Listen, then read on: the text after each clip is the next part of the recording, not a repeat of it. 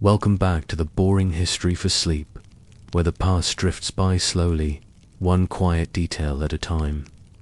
Before we begin tonight's story, take a moment to settle in. Pull the blankets around you, let your shoulders drop, and let your mind begin to wander. As always, we're curious. Where in the world are you watching from tonight? Which city or small town is your pillow resting in? What time is it on your clock? Let us know in the comments. We love seeing where this sleepy little community stretches to. And if you enjoy these stories, don't forget to gently tap that subscribe button so you'll never miss a night of boring history. Now, let's step back in time to the back alleys of ancient Rome, where a quiet young man begins his day knee-deep in something rather unexpected. The smell of sweat and urine it starts, as many Roman days did, in the cold, grey hush before sunrise. When the city of Rome still slept under a veil of ash from last night's hearth fires. You can almost hear the distant bark of a stray dog down a cobbled alley, the creak of an old wooden cartwheel, and the soft shuffle of sandaled feet on worn stone.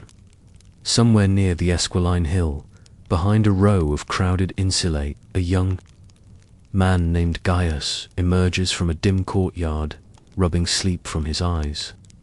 He is a Phalonica slave, a laundry worker, and the day's work begins with the first bucket of collected urine.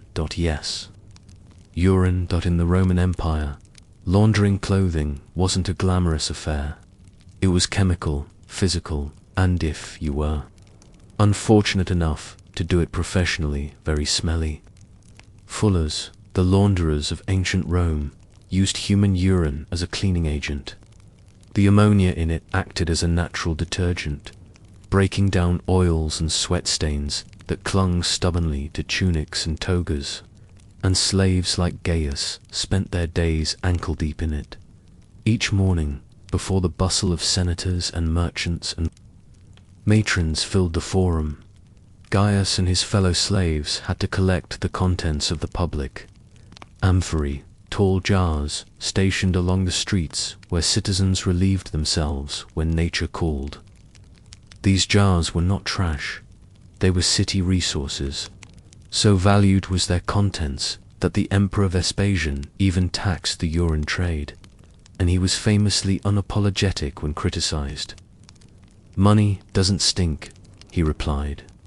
In Gaius's world, however, it definitely did. Imagine it, a woven basket slung across a shoulder, lined with coarse cloth to protect the skin from leaks. The air is damp and heavy with the mingling aromas of olive oil, livestock, and the human city. One by one, Gaius stops at the collection jars, uncorks the clay tops, and gently pours the golden fluid into his container. Sometimes the jars are fresh, sometimes they've sat in the sun too long.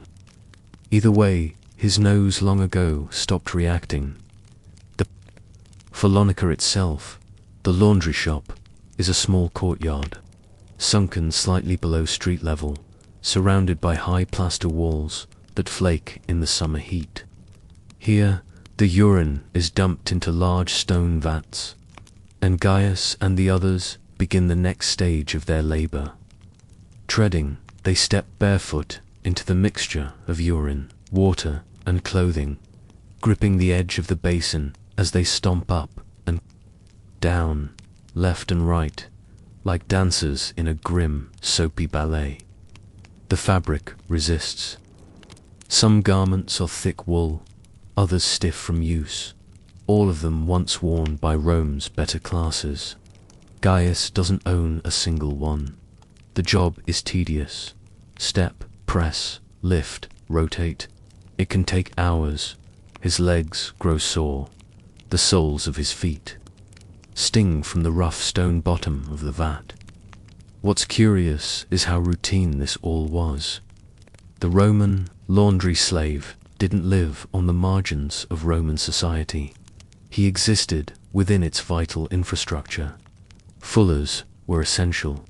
People needed clean clothes, especially wealthy ones who could afford multiple garments, whose social standing often depended on the crisp whiteness of their togas. Inscriptions even honor laundry guilds. Some phalanike became prosperous businesses. But for a slave, none of that profit mattered. After the treading comes rinsing. The garments are transferred to a second set of basins. These, filled with clean water, hauled in from the aqueduct channels that snaked through the city. Rome's water system was legendary, but the clean water always went to the clean people first. The fullers made do with leftovers. Once rinsed, the clothes are scrubbed with a mix of fuller's earth, a fine clay used to absorb oils, and beaten with paddles on smooth stone slabs. In the dry air, fine particles rise and settle in the lungs. Gaius coughs often. Many do. It's part of the job. His hands, too, are calloused and red from contact with the clay, the fabric, the ammonia. In a way, his body tells the story of his work. The layers of chemical where that no healer bothers to tend. But it isn't all blind labor. There is, oddly enough, a kind of art to the job. The whitening process, critical for upper clients, involves sulfur, vapors, and heat. After scrubbing, the clothes are hung on racks inside a special fuming chamber, where burning sulfur creates an acrid smoke that bleaches the fabric. Gaius isn't trusted with this step yet. Only older slaves or freedmen handle sulfur. It's dangerous. If you breathe in too much, it can burn your lungs, make your vision blur, but it works.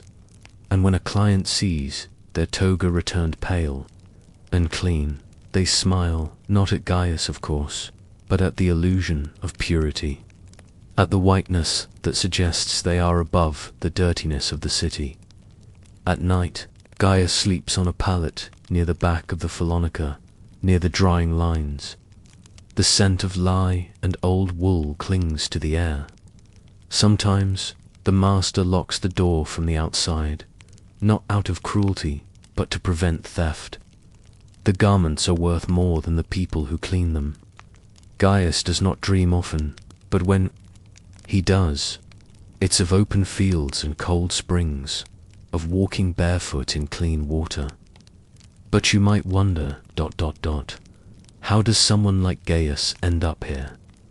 Was he born into slavery, captured in war, sold by his own family to pay a debt? The Roman world had many doors into servitude, but precious few leading out.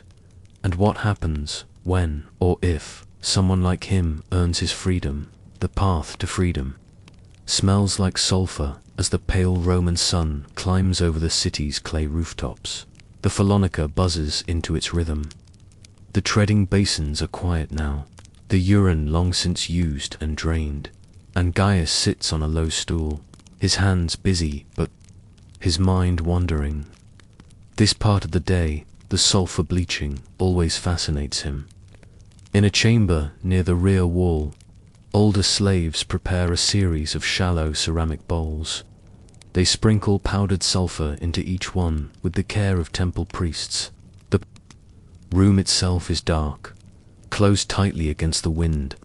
Garments hang from wooden beams overhead like ghostly forms, freshly washed, but still dingy from days of wear. A torch is brought in. Slowly, deliberately, one of the older men lights the sulfur in the bowls. The powder catches with a hiss, then a low-burning blue flame. It isn't dramatic, it's a quiet poison. As the smoke rises, it curls through the air like incense. The fumes sting the eyes. The bleaching begins. Gaius is not inside the chamber. He stands at the threshold, watching. He isn't ready yet, the master says. Too young, too soft in the lungs. But he watches carefully, noting how the cloth changes shade over time, how the attendants adjust the position of the robes to ensure even exposure. It's an odd science, this art of cleanliness, one that demands precision in a world that offers very little. He has learned not to ask too many questions, but sometimes quietly he does. How long before the whites turn? He asks, a grizzled freedman once. The man shrugs. Depends. Sometimes 2 hours. Sometimes 4. Depends on the cloth. Depends on the gods. There's a superstition about sulfur. The fume is thought to ward off bad spirits, to chase away the curses clinging to clothing, and so the wealthiest clients insist on it, not just for the color, but for the purity, the spiritual cleansing. Gaius finds this amusing. If they only knew what their garments had been through first. Back in the courtyard, another slave brushes sand over the stones where the urine vats were drained. You can still smell it, faint and sour. The odor lingers in the air, clings to the skin, soaks into the fibers of tunics and hair. Gaius tries not to notice, but sometimes, when walking past well-dressed citizens in the street, he wonders if they can smell him. If they turn their heads for that reason. Not all slaves in Rome scrub laundry. Some serve in kitchens. Some tend to their master's sandals. Others are chained to quarries or row galleys. There are worse fates, Gaius knows, but that does not make this life easier. And yet, there is talk of manumission, a word whispered like an old hymn. Freedom, it's possible. Not for all, and not often, but it happens. A slave can be freed by their master, through favor, through good service, or by purchasing their own liberty. Gaius has known one such man, Decimus, now a freedman who still works at the Phaelonica. He walks straighter than the rest. He keeps a small box of coins beneath his bed, and wears a ring on one hand, even if it's made of bronze. Sometimes, Gaius dares to think of his own freedom. What would it take? It begins, he's told, with trust, so he takes care to listen, to learn, to notice. He sees which togas belong to which senators, recognizes the particular folds and embroidery styles of patrician families. He memorizes the ratios of fuller's earth to ash when treating particularly soiled cloth. He watches and he waits. But he also remembers. He remembers his childhood, hazy though it is. Somewhere beyond the Tiber, maybe near Etruria. He remembers figs and a sister whose name he might have forgotten, but whose laugh he still hears sometimes in his dreams. He was not born a laundry slave. No one is. Someone, somewhere, traded him like a worn sandal. That much he knows. What he does not know is whether he will remain here for the rest of his life. In the evening, as the sulfur pots cool and the clothing is folded for delivery, Gaius is assigned a new task. He is to walk across the city to deliver a parcel of freshly laundered tunics to a noblewoman near the Palatine Hill. It is a test, perhaps, or a chance. He carries the bundle under one arm, wrapped in clean cloth. His feet ache from the day's work, but he welcomes the walk, the chance to leave the walls of the shop, to breathe air that doesn't sting the eyes. The city around him is dimming with twilight, the cobblestones warm underfoot, the lamps flickering into light one by one, and as he walks, he allows himself to imagine, what if the woman tips him? What if she speaks kindly? What if, and this is the quietest thought of all, he is remembered? But such hopes are dangerous. At the corner of a narrow alley, Gaius pauses and shifts the bundle in his arms. Somewhere nearby, a street musician plays a slow tune on a bone flute. The scent of roasting garlic drifts from a tavern door. In this moment, the city feels endless, full of lives and paths, of stories running in every direction. And somewhere, not far from where he stands, A magistrate prepares to dress in the very tunic Gaius carries, a tunic whitened by sulphur, scrubbed by sore hands, and stepped on in urine.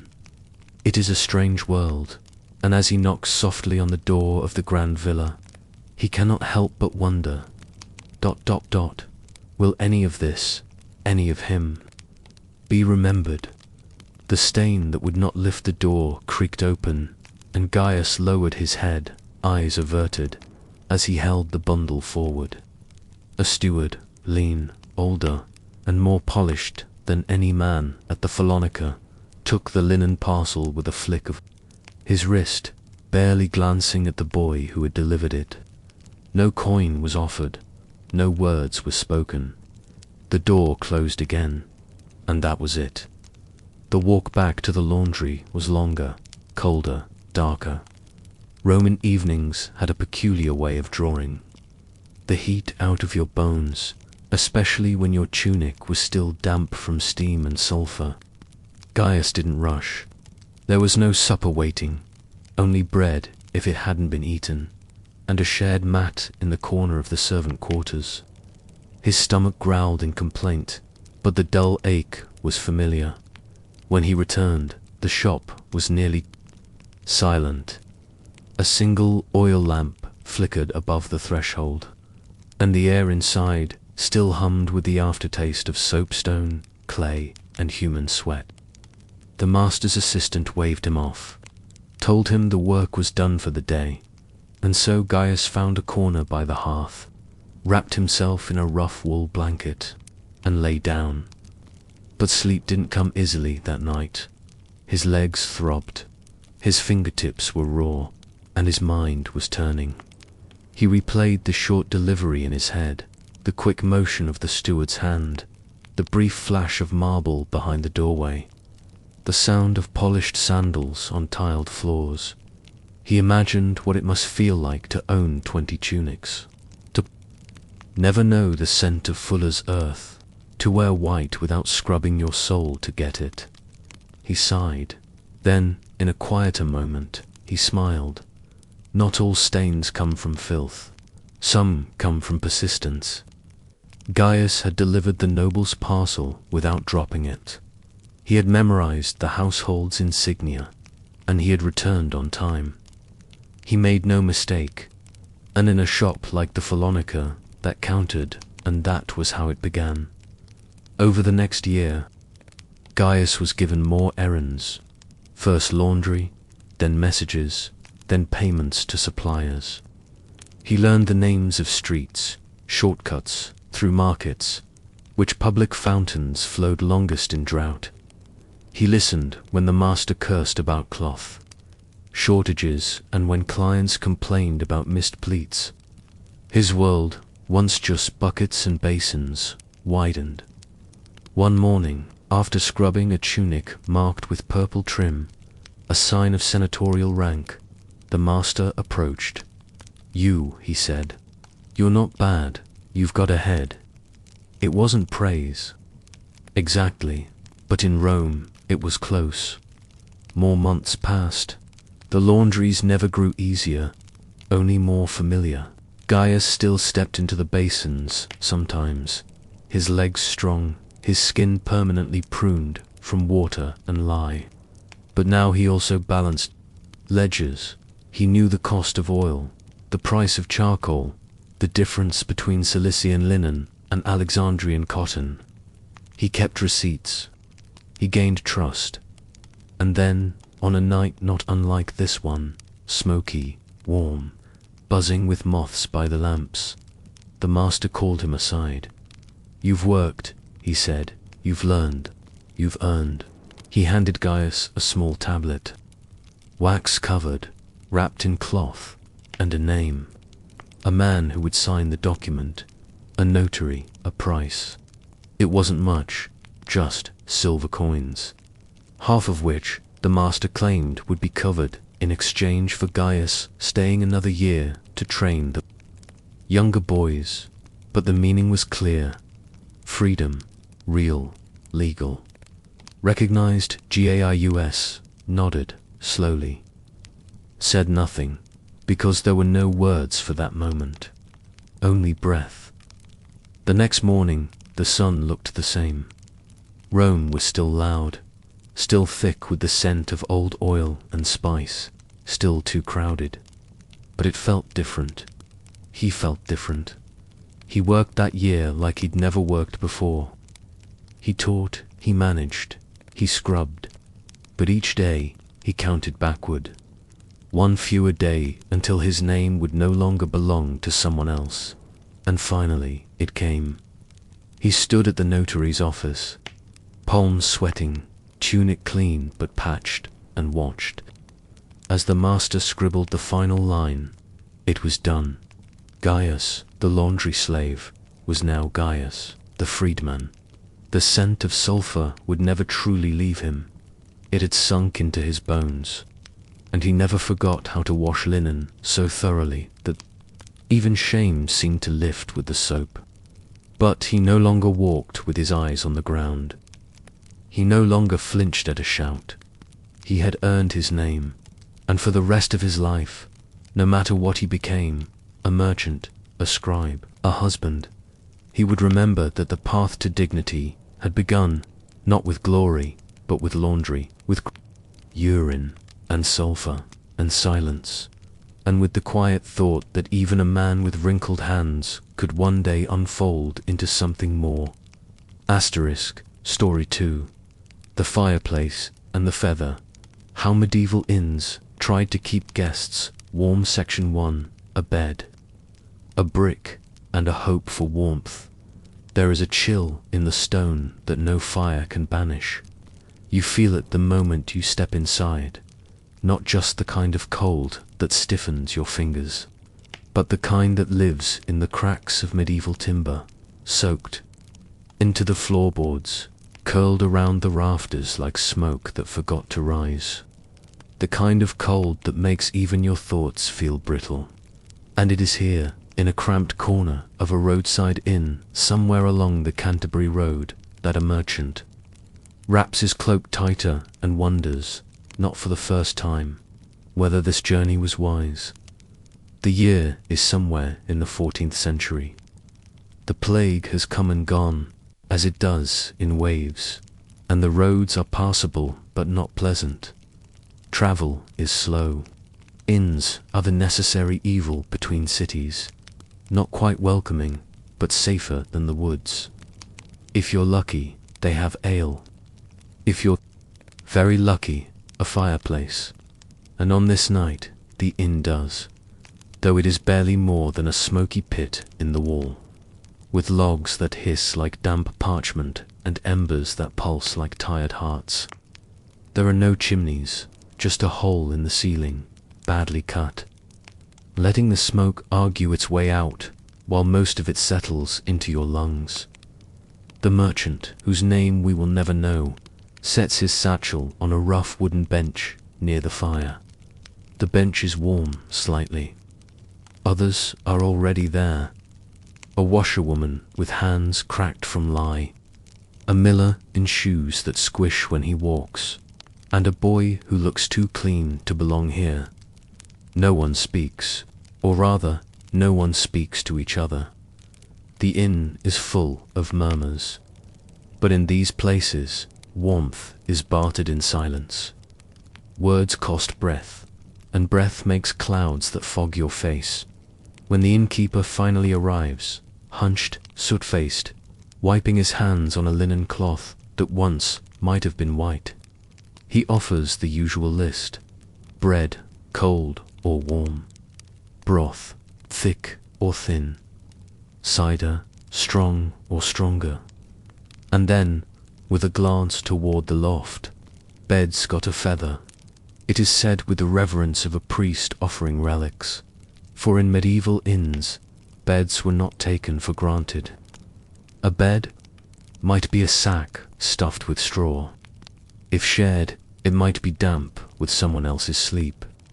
But a feather-stuffed mattress, even a small one, even thin as a pillow, was luxury. A feather meant insulation, something that did not crackle or itch, something that, if pressed close, might make you forget the cold, if only for an hour.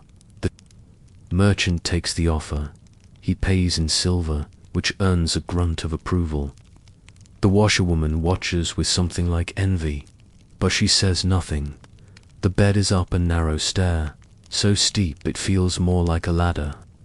The merchant carries a warming brick with him, a courtesy from the inn, heated near the fire and wrapped in cloth. It smells faintly of smoke and onions. He presses it to his chest like a blessing. The loft is low-beamed and crooked. The bed is real, though barely wider than a coffin, with a wool blanket that feels damp even when dry. He places the warming brick at the foot of the bed, pulls the blanket over himself, and lays very still. Outside, the wind howls like a drunk priest, stumbling through the hedges, and inside, in this cramped, crooked space, the merchant dreams, not of gold, not of God, but of warmth. He will not remember this night in the grand story of his life. No one does. But it is in nights like these, small, silent, seemingly unimportant, that medieval life stitched itself together with a brick, a feather, and the hope that spring would come soon. There is an art to sleeping in a medieval inn. It's not like sleeping at home, not unless your home is shared with strangers. Smoke, fleas, and the occasional rat the size of a candlestick. There are tricks passed from traveller to traveller, murmured over mugs of cider and beneath tavern eaves. Most of them are practical. All of them are necessary. First, sleep in your clothes. Not because it's warmer, though it is, but because taking anything off means losing body heat faster than you'll ever get it back. You keep your boots on if you can, or at least tucked inside your blanket to keep the leather from stiffening into ice. Your belt stays near, your pouch closer. Second, layer what little you own. A cloak becomes a second blanket. A satchel becomes a pillow. Your hood becomes a guard against drafty beams and flaking plaster. The wise traveller also sleeps with a knife within arm's reach, not for drama, but for the very real chance that someone might mistake your pack for theirs by morning. Third, find the wall. Stone walls are cold, but they don't move, unlike your bedmate, and you almost always have one who snores, turns, or occasionally takes liberties, while assuming you are too asleep to notice. A wall means stability. You can press your back against it and make yourself small. The merchant, in his loft room, knows at least two of these rules. He lies on his side, facing away from the stranger, sharing his straw bed. They have not spoken. They will not speak. They may never even see each other's faces. But already, the stranger has stolen most of the blanket. Inns, after all, did not rent rooms. They rented space. A bed might be shared by 2, 3, even 4 travelers, if the inn was full and the money right. Privacy was an illusion, warmth a currency. The fireplace below is nearly out. You can tell by the way the floorboards seem to groan with the cold. Even the candle at the far end of the room burns lower, flickering in protest. Downstairs, the innkeeper is finally asleep at his bench, his feet propped near the hearth's last glow. A cat curls beside him, unconcerned by the presence of mice. The washerwoman sleeps on a mat by the door, one arm around her basket of soaps. The boy is gone, or perhaps sleeping behind the barrels, hidden from view, and the merchant, he stares at the beam above his head, counting the knots in the wood like stars. He thinks of home, though he's not sure what that word means anymore. A tent near Bordeaux, a farm near Ghent, a woman who might still remember his name. The feather mattress beneath him has gone flat, but the brick at his feet still holds some warmth, and the man beside him has stopped shifting. Eventually, his thoughts slow. The snoring rises and falls in a strange harmony. The candle flutters. Somewhere below, someone coughs. A mouse skips. The wind wails once more against the shutters. But it is tired now, too tired to be cruel. And so, the merchant drifts in medieval inns. Survival wasn't dramatic. It wasn't a battle. It was a series of small decisions. Where to sit, what to pay, how to tuck your knees under your chin just enough to stay warm without crushing your own ribs. This was the quiet endurance of the Middle Ages, not nights or plagues or politics, but the long nights between one city and the next, when people like our merchant hoped simply to wake up with all their toes. Asterisk. There is a sound that marks every morning in a medieval inn. It's not birdsong, though roosters sometimes crow if they haven't been eaten. It's not bells, unless you're near a monastery. No, the sound that announces dawn in places like this is the soft, rhythmic clatter of wooden bowls and spoons. The innkeeper ladling out something hot and vaguely edible into whatever vessel your coin has paid for. This morning, the smell of boiled onions creeps up the stairs. The merchant stirs. His back is stiff, and one of his feet has gone numb. The stranger beside him has already left, perhaps down to the stables or halfway to Dover by now. In medieval travel, you often woke up without a proper goodbye. Some travelers preferred it that way. The feather mattress has shifted in the night. Its contents have mostly fled to the corners, leaving behind a hollow in the middle where bones and boards are now far too familiar. Still, the merchant sits up. His joints complain, but they are intact. The warming brick has cooled, now little more than a lumpy stone. The candle at the far end is just a stub, clinging to its final thread of wax. And yet, despite it all, he has survived the night. Downstairs, the inn's common room is slowly coming back to life, if it ever truly slept. The fire has been restoked with fresh kindling. The innkeeper's daughter, hair tied back with twine, stirs a pot over the flames. It is the color of pond water, and smells faintly of leeks and ash. One by one, the guests shuffle in, blankets draped around shoulders, eyes still cloudy, noses red from cold.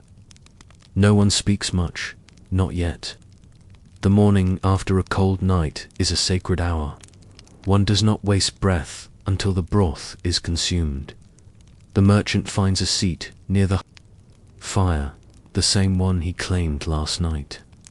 The wood still remembers the heat of his body. That is comfort enough. Beside him, the washerwoman blows on a spoonful of stew. It drips down her chin as she eats, but she does not care. Warmth is warmth in any form, and across the room, the boy, the one who vanished last night, reappears, carrying a broom twice his height. He begins sweeping straw into careful piles, humming a tune only he knows. This is what recovery looks like in the medieval world.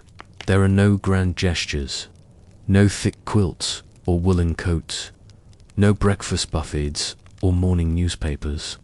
There is simply boiled broth, a little shared fire, and the knowledge that, for now, the sky outside is not falling. The merchant finishes his stew. He ties his cloak again, the fastenings still frozen, and slings his satchel over one shoulder. Before he leaves a coin on the table. Not for the stew, which he already paid for, but perhaps for the girl who stirred it, or for the cat who now dozes in the ashes outside. The frost has settled on every roof tile and cartwheel like a white lace blanket. His boots crunch as he walks. But inside him, somewhere, there is still a trace of heat. That is what the feather and the fireplace have given him. Not just warmth, but the endurance to walk another day. And this, in the end, is what medieval inns offered. Not luxury, not safety, but just enough shelter to sleep through winter's breath, a brick, a blanket, and the belief that you could do it again tomorrow. You're in a cottage, not the stone ones we imagine with ivy-covered windows and timber frames, but a humbler thing, a squat, low-roofed shelter made of wattle and daub, patched with straw and whatever else could be salvaged before the frost set in. The smell is layered. Earth ash, a hint of turnip stew, long since boiled dry, and manure. Because in this house, and it is a house, no matter what some may say, you do not sleep alone. Beside the hearth, beneath a rickety wooden beam hung with a single blackened cooking pot, there is a donkey. Dot. She has no name.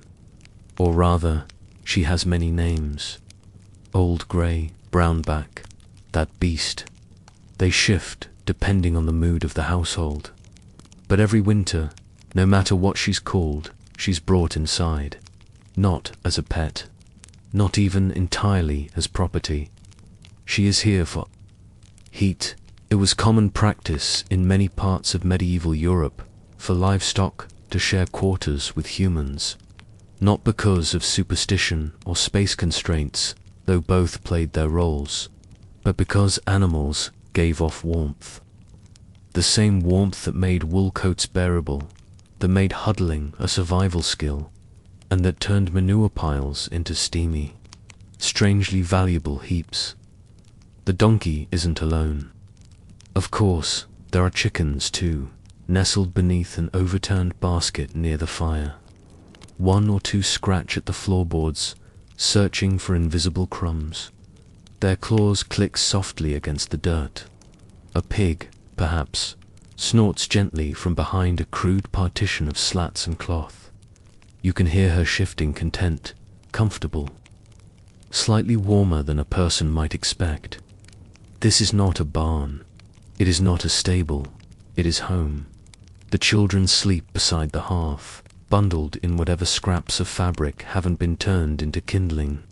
The parents, wearier, older, or simply resigned, lean against the far wall, backs to the thatch and heads tilted toward each other like weary willow trees. They are not cold, not quite, because the donkey breathes. She exhales great clouds of warm, hay-scented air into the room. Her belly rises and falls like a metronome.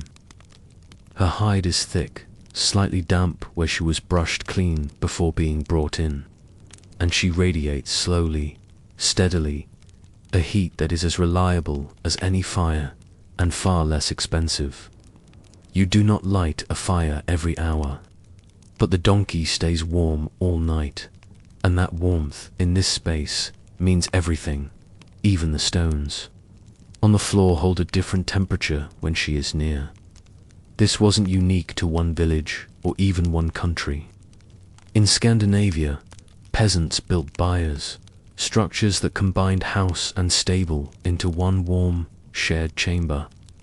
In the Alps, cows were brought beneath living quarters, their body heat rising through the floors. In Poland, goats became bedmates. In Scotland, sheep huddled in doorways, welcomed by flickers of peat fire and soft curses. In the medieval world, survival came from many sources: ingenuity, resilience, and the quiet warmth of a beast who didn't mind sharing its breath with you. And tonight, this donkey, call her what you like, will sleep where she stands. She will twitch, she will sigh, she will chew slowly on last week's hay, and when the wind batters the shutter again, and the children pull their rags tighter, it will be her warmth that saves them, not the fire, not the blanket, but the old grey form beside the hearth. Imagine waking up on a winter morning, and the first thing you feel is breath, not your own, and not from the drafty gap in the roof, but from something warm and steady, hovering close. The donkey has leaned down during the night, her muzzle now inches from your forehead. She snorts once, then shuffles away with the slow dignity of a creature who has seen many winters and understands exactly how many mornings it takes to survive them. You don't scream, you don't flinch. This is normal. In fact, in some corners of medieval Europe, you'd be lucky to have a donkey at all. Not every family could afford such a treasure. Livestock were wealth, but more than that, in the coldest months, they were insulation. By day, they pulled carts and turned mills. By night, they became breathing furnaces. Some families even designed their huts around this reality. The sleeping platform was built slightly elevated, and beneath it, a pig might snore gently. The platform warmed, not by magic, but by pork, in certain parts of Switzerland. Alpine farmers carved out house barns with stone walls and tiny windows, built half into the earth. Cows would occupy the lower half of the structure, and the family would sleep upstairs. The warmth would rise through floorboards, seeping upward like a blessing dot in Russia's colder regions. Peasants built the izba, a log cabin with a pet or masonry stove, often large enough for people to sleep atop. Goats and chickens often shared the floor. On nights when firewood was scarce, or the fire was allowed to die down too early, it wasn't unusual to see the family child curled up near the hind leg of a docile away. This wasn't merely practicality, it was ritual. It was a rhythm passed down through generations. Bring the beasts in, clean their hooves, lay down the straw, check the water bucket and bank the fire. Then curl beside them, back to belly, bone to hide. It was comfort, yes, but also partnership. You see, in the world of peasants, warmth wasn't about radiators or thermostat settings. It was about alliances, strange, cozy alliances between human and animal, between creature and cottage, between life and survival, and so each evening followed a gentle choreography. The shutters were bolted with rope and wedge. The smoke from the fire was coaxed to hang high in the rafters. The donkey, sensing the change in pace, would be led in, her coat brushed with a straw broom, her hooves dried on rags left beside the door. Sometimes she'd pause in the threshold, uncertain whether she was being welcomed or offered up for stew. But then, always, she'd step through, because she too had learned the rhythm. And because, in the heart of winter, no one, not even the donkey, truly wanted to sleep alone. In a world with few blankets, warmth wasn't a possession, it was a shared experience. And in that experience, the line between barn and home, between person and beast, between guest and host, blurred just enough to keep you alive until spring. The fire is almost out now. Its last embers tick slowly into ash, glowing like the eyes of a resting cat. Above them, in the wide quiet of the room, the donkey shifts her weight, creaking the old planks beneath her hooves. The walls are no longer quite walls, just woven bundles of warmth hoarding materials, resting against the cold. You could be in a barn, you could be in a home, but in truth, you are in both. And this arrangement, as odd as it may seem to modern eyes, was not desperate. It was practical, often even peaceful, because in the peasant imagination, animals were not merely livestock. They were part of the household ecosystem, as dependable as the leaky roof or the wooden ladle passed from hand to hand. In France, especially in the rural regions of the Auvergne and Limousin, families often recorded the dates when livestock entered the home each year, as if it were a guest returning from pilgrimage. The sheep came in by early November. The donkey followed at first frost. The cow, queen of warmth and butter alike, often had her own corner, curtained by reeds or old grain sacks. But it wasn't only warmth that made the donkey important. It was her quietness, the way she stood by the fire and blinked slowly through the smoke, the rhythm of her chewing, constant and calm, like the ticking of an invisible clock, the way her breath rose and fell with yours. In an age before clocks, before background noise, before the hum of appliances, she became the gentle pulse of the room. Many old folk tales, especially in Slavic and Balkan traditions, describe animals as the true witnesses of human life. They did not judge, did not punish, did not leave. They simply watched, remembered, and endured. The donkey in the corner of a medieval peasant's home might have seen more of that, family sorrows and laughter, than any priest or lord.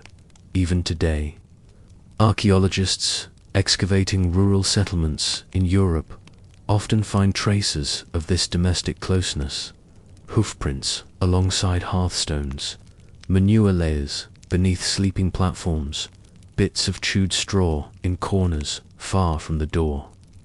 These aren't signs of disorder, they're echoes of a survival strategy so effective it became a tradition.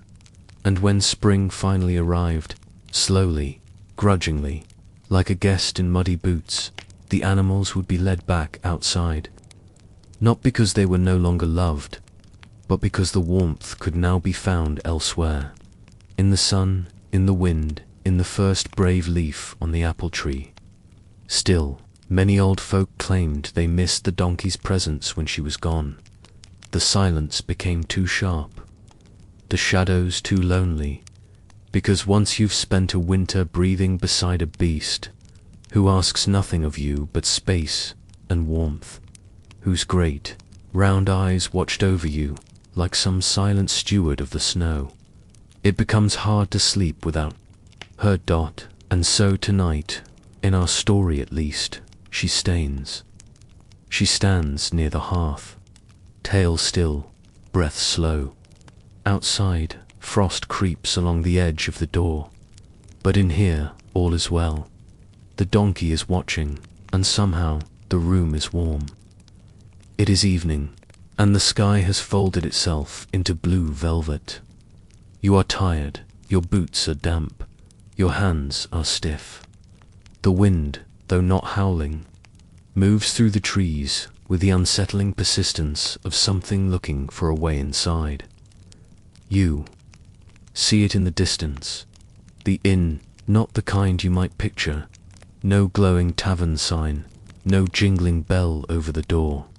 Just a long, low timber structure, its thatched roof slouching under the weight of years and soot. The only light spills from a small slit in the wooden shutters. It's not candlelight, it's firelight. You hope it's enough as you enter. The smell hits you first, not unpleasant, but layered. Old wood smoke, boiled onions, sweat, damp wool, and something like wet fur. It's warm, at least. Warmth you can feel in your knees.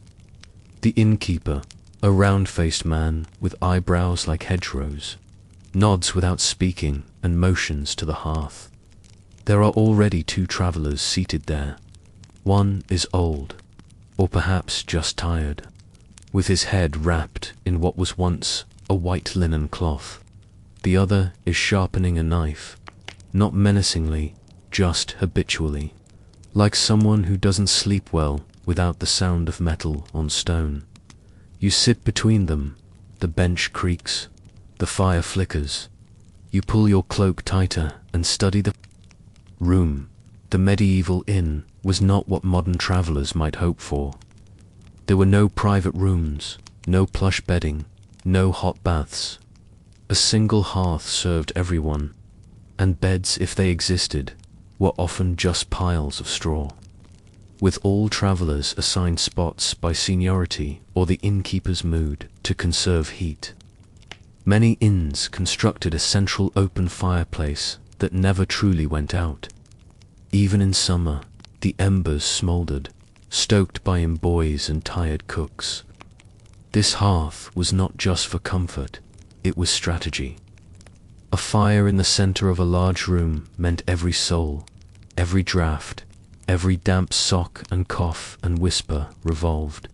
Around it, the windows, if you could call them that, were slits in the wall, or covered with oiled cloth.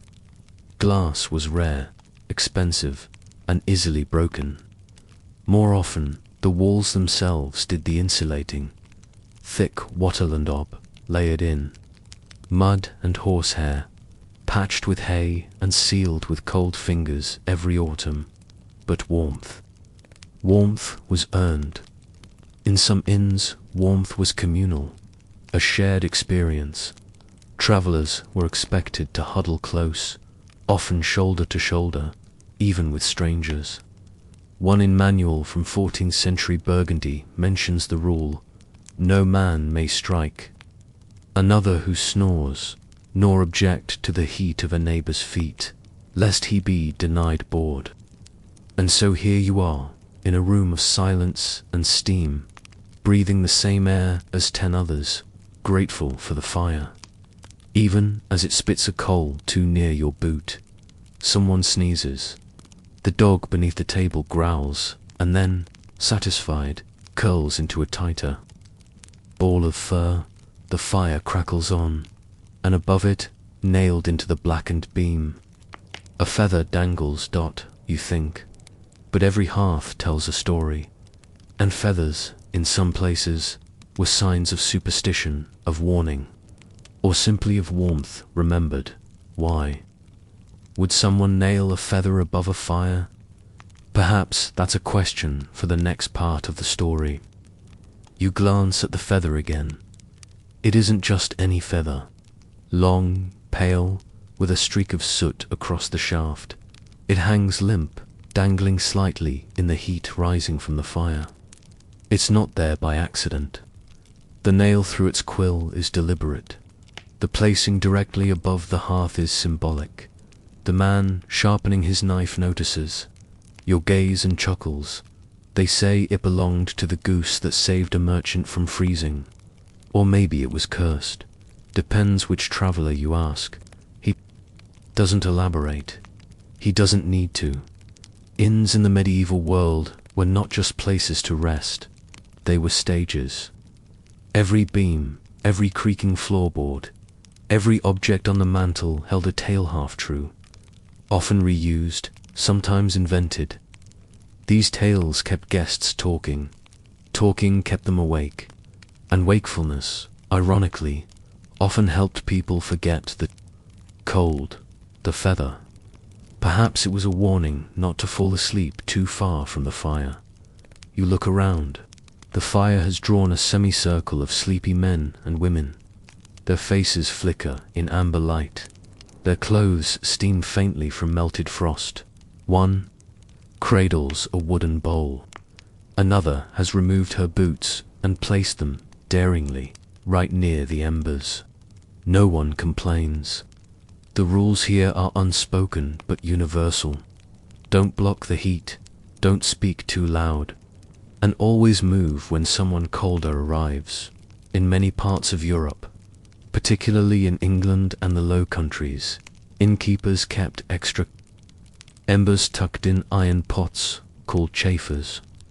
These were brought to guests' beds at night, carefully placed beneath straw mattresses or near feet wrapped in cloth. It wasn't luxury, but it kept toes from going numb. Sometimes, a 13th Italian inn near Parma offered what they proudly called warmth service. For an extra coin, a servant would fetch heated bricks from the fire, wrap them in old linen, and place them beneath your bedboard. In reality, the bricks were rarely warm by midnight, and the linen smelled strongly of onions, but still it was something. And then there were the feather tricks. Some believed a feather above the hearth absorbed bad dreams. Others swore it drew away chills from the lungs.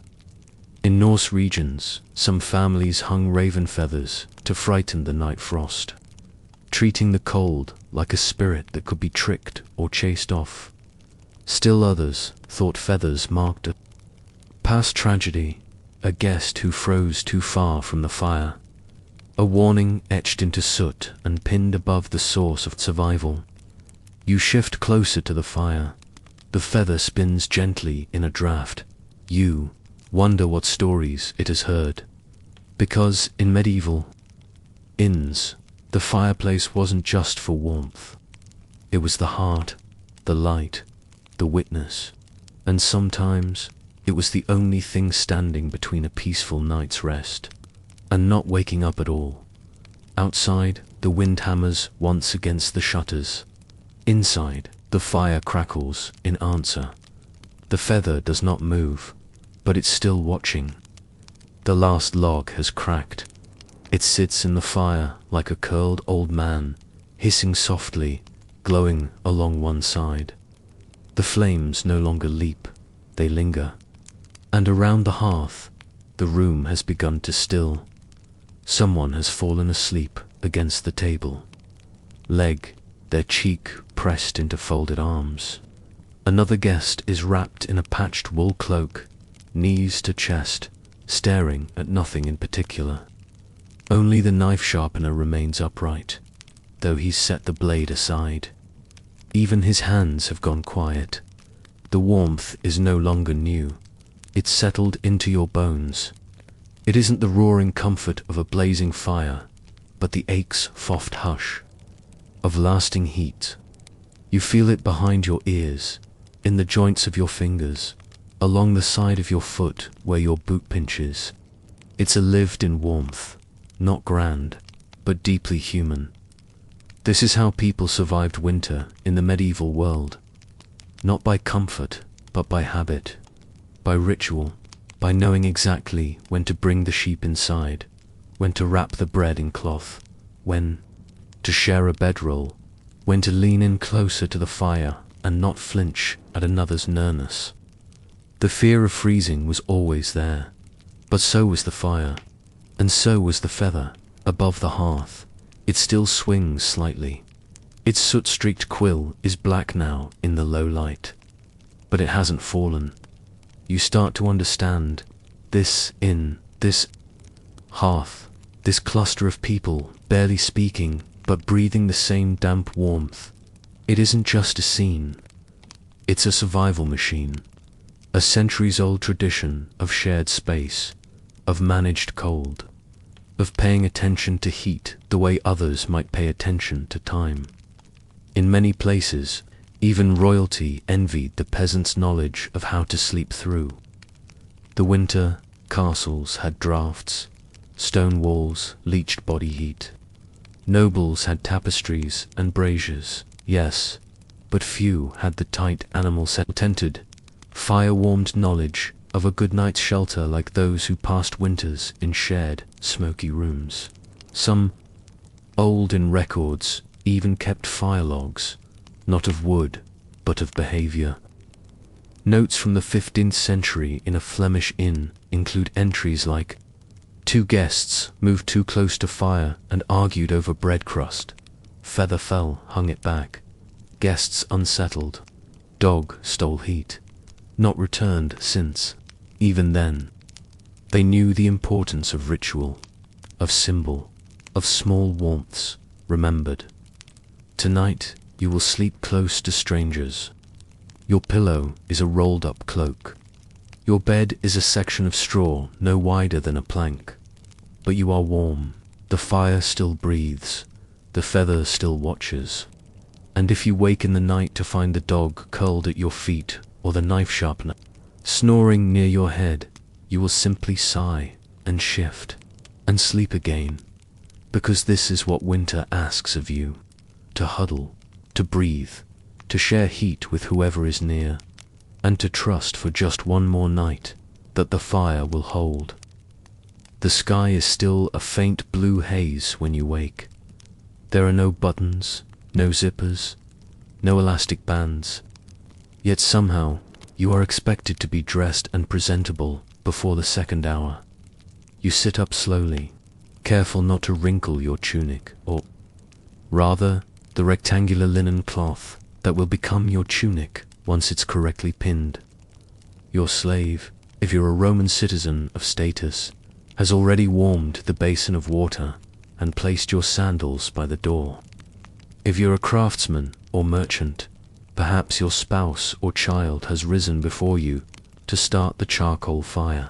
Either way, the day begins not with a stretch, but with a fold. Getting dressed in ancient Rome was, in many ways, a performance. Not because of fashion, though status mattered, but because of geometry. Every morning required strategy. Fabric was draped, wrapped, folded, and pinned, often with no sewing involved, and there was no such thing as throwing something on. You take the tunica first, the inner garment worn close to the body. It is simple, a square of wool or linen, folded in half and stitched at the sides, with a hole at the top for your head and slits for your arms.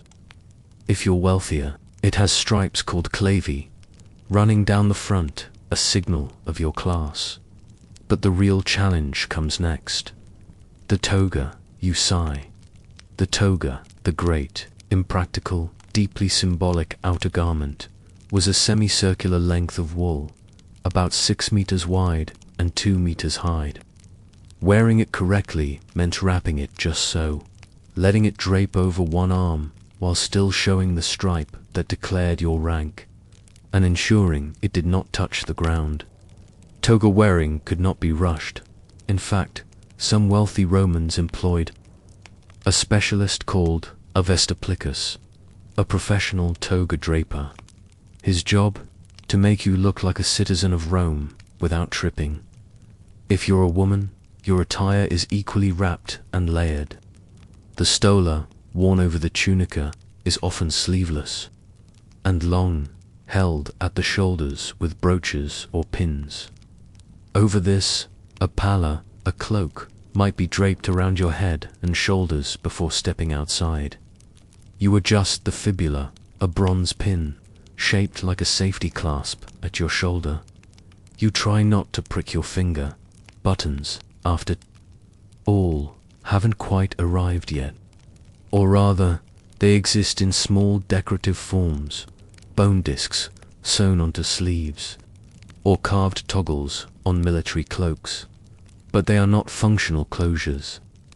The art of buttoning won't take hold until the Middle Ages, for now. The Romans preferred ties, belts, clasps, and layers, and so you wrap, and you pin, and you hope the folds lie straight. Outside, the atrium is filling with light. The fountain in the center trickles quietly. Your sandals are waiting, the straps worn soft from many mornings, just like this one. You reach for them, but not before adjusting your toga one last time. After all, even in ancient Rome, appearances matter, and your sleeve, despite having no buttons, still needs to sit just right. By the time you step into the street, you've already performed what might be the day's most complicated task.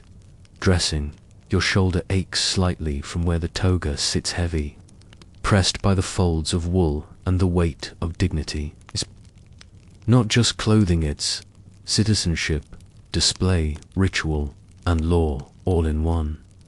You are now officially robed in the Roman day. Roman society wasn't casual about appearance. The toga, especially, was governed by an unspoken and sometimes strictly enforced code. You couldn't just wear any color. White was for public duty. Purple bands were reserved for senators and boys of noble birth. Dark togas indicated mourning. Bright, dyed ones could be seen on actors, jesters, or, worse, people pretending to be of a higher class. For the common man, the tunic and cloak were far more practical, and even among those who owned togas, they were worn rarely mainly to temples, courts, or formal events. A freedman heading to the forum in a poorly wrapped toga might be seen as either comically ambitious or embarrassingly unaware. But the real masters of Roman dress were the matrons. Roman women, especially those of respectable standing, navigated their own wardrobe rules with skill. The stola pinned at the shoulders was always ankle length. A well-draped palla added both modesty and flair, especially when worn as a hood, and jewelry brooches, fibulae hairpins, and earrings acted as both ornament and fastening, and yet none of it involved buttons, not the way we know them now. In Roman dress, pins were king. A senator's shoulder pin might be shaped like a dolphin. A soldier's cloak pin, the fibula militaris, might resemble an eagle or sword. Some were as simple as a bent piece of bronze. Others were miniature sculptures, delicately engraved, worn with pride.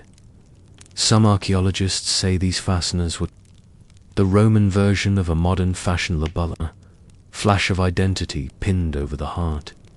If you were a poorer citizen or enslaved, the process was simpler but no less strategic. Tunics might be held with belts or rope, the ends tucked in for work or let loose for sleep. Children often wore nothing at all until they were old enough to help at home or go to school. In busy markets or along crowded baths, a certain shared etiquette developed. Mind the drape of your neighbor's toga. Don't step on the hem of someone's palla, and for Jupiter's sake, don't unpin anything unless you want to start a very awkward street performance. Yet, even with the inconvenience, there was elegance in it all. The folds swayed, the pins gleamed, the colors, however muted by natural dye, spoke of status, season, and care.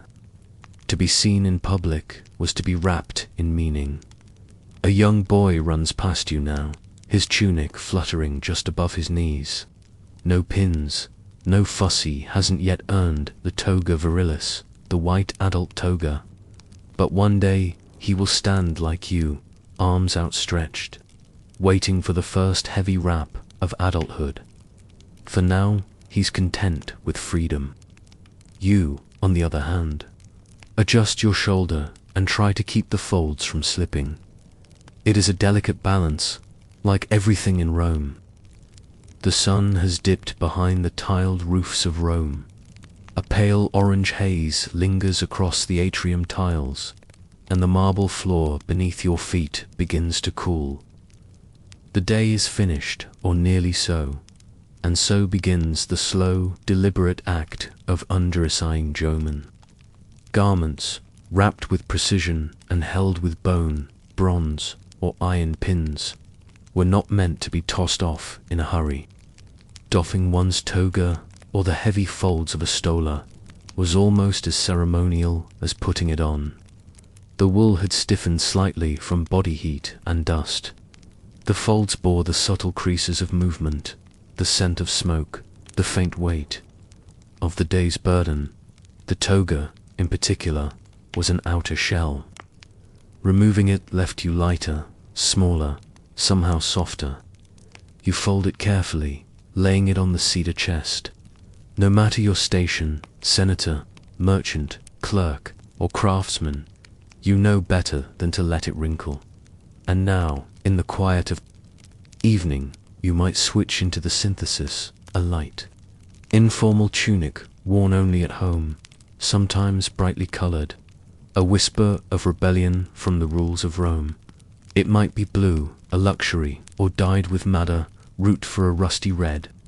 No fasteners now, just a belt, loosely tied, enough to eat in, enough to sleep in. Sometimes, if the weather is warm, even this is unnecessary. The Roman home in evening is a place of undraped dignity. The tight constraints of the day, social roles, public spectacle, the weight of cloth and meaning, begin to unravel. A wife removes her palla and brushes out her hair. A husband reclines on a couch, freed from his civic folds.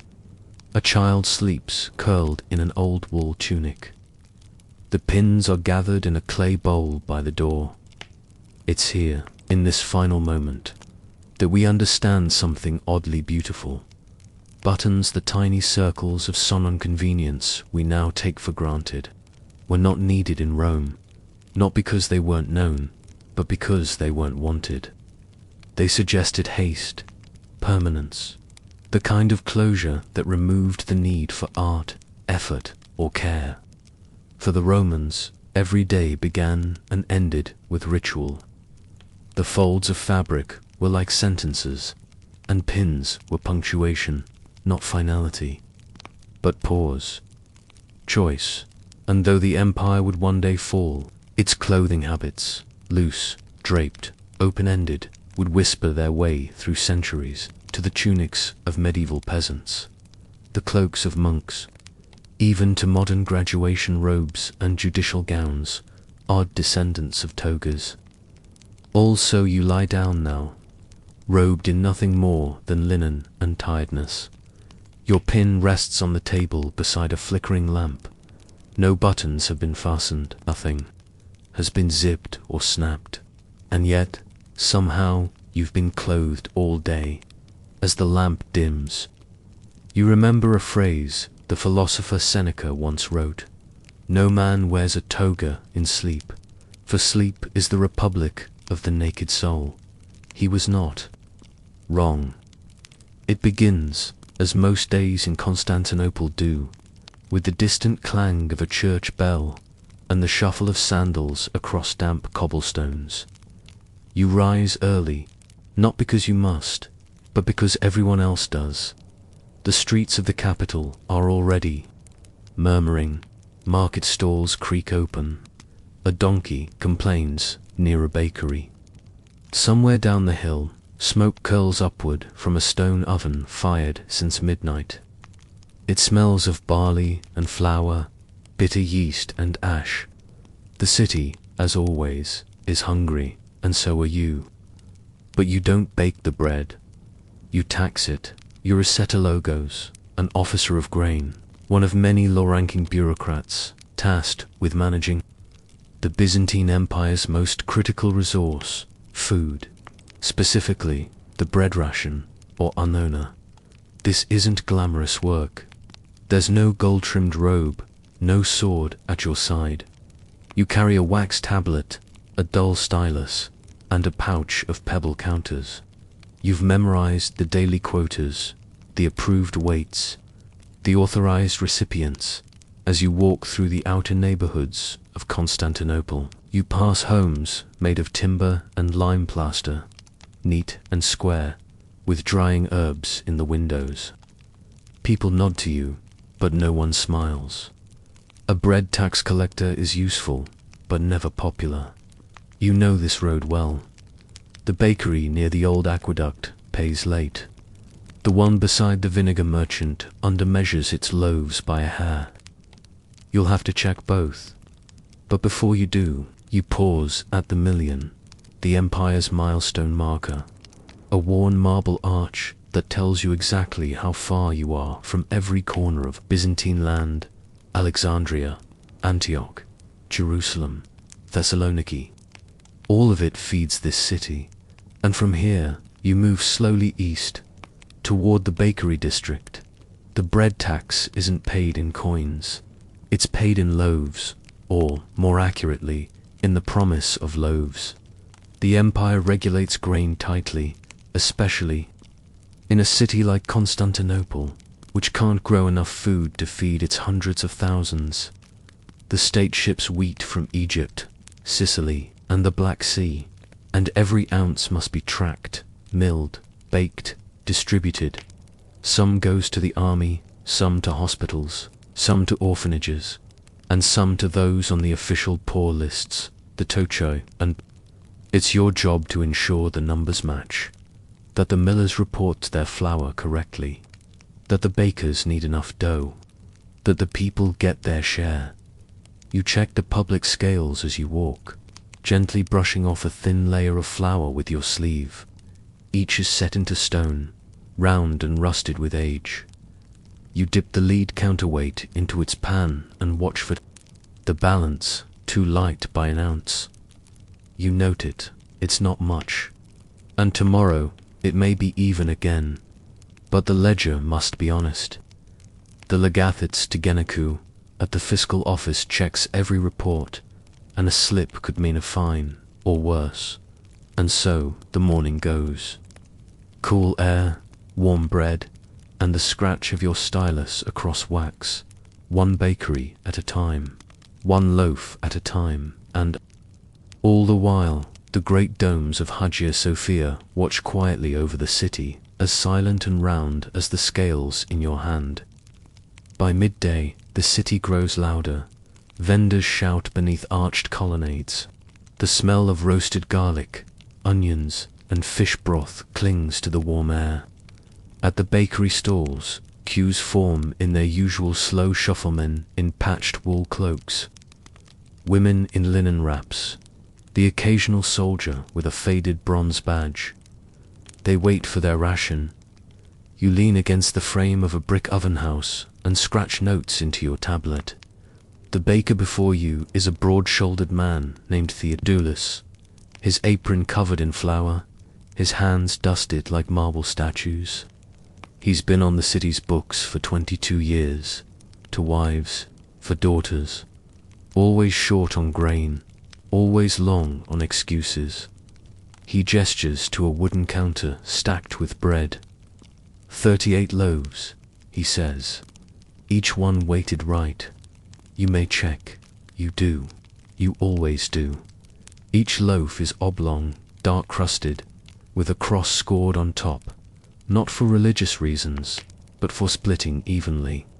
The state requires them to weigh 1 litra, about 324 grams, unless otherwise noted on your chart. You place 1 loaf on the scale, balancing it with a pre-measured iron weight. It dips slowly, unevenly, before settling into a nearly fair balance. Close enough. You nod. Theo, Doulos, looks relieved. Last winter, he was fined 3 nummi for light loaves. He hasn't forgotten. You ask to see his singraphy, the official delivery scroll. It's rolled in wax cloth, signed by his supplier at the grain depot near the harbour. The grain was likely imported on a state ship 2 weeks ago. You check the parchment's edge. No signs of tampering. The seals are intact. The quota matches what he claims to have baked. And yet, something's not right. You glance at the flour barrel near the door. Lower than expected. There's a second ledger, hidden just under the counter. A private one. You don't touch it, Tor. Not a magistrate. But you let your gaze linger long enough for Theodulus to notice. He nods slowly. I may have taken an extra scoop, he admits, half whispering. Not to sell. My daughter is ill. She can't eat meat.